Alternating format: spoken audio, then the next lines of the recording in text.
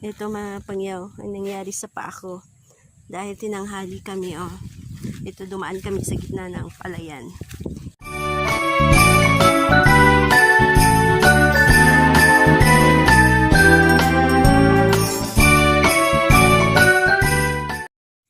Mga pangyaw, mula dito sa farm, doon pa kami nakarating ng paglalakad. At nung tinanghali kami ng pagbalik, nag-shortcut na lang kami dyan sa rice field.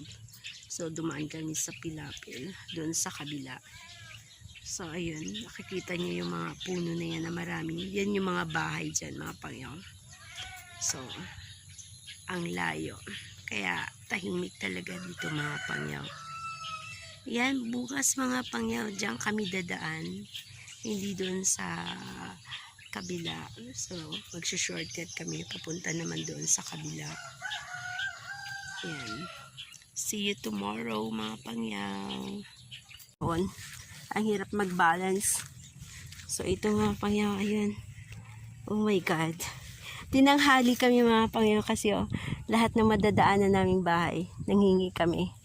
So, ito yung nangyayari sa mga plantita. Ang layo kasi ng narating namin, Ayan mga pangyaw, tingnan nyo. Wow! It's so nice here, mga pangyaw, sa gitna ng rice field. Ayun. Ayun mga pangyaw. So, ayan. So, after so long, mga pangyaw, mahabang panahon, ngayon ko lang ulit itong ganito. Lalakad sa kahon dito sa gitna ng bukid. Pilapil pala ito sa Tagalog. Parang hindi ako, nakalimutan ko na ang lahat. Parang hindi ako tumira sa Luzon. Parang hindi Tagalog yung asawa ko, nakalimutan ko na yung mga, nakaset na sa mind ko na dito na talaga ako sa amin tira. Oo.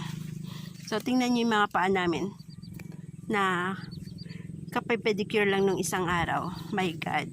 Putik ngayon. So, ang haba pa na nalakarin namin. Nandun yung farm namin banda. So,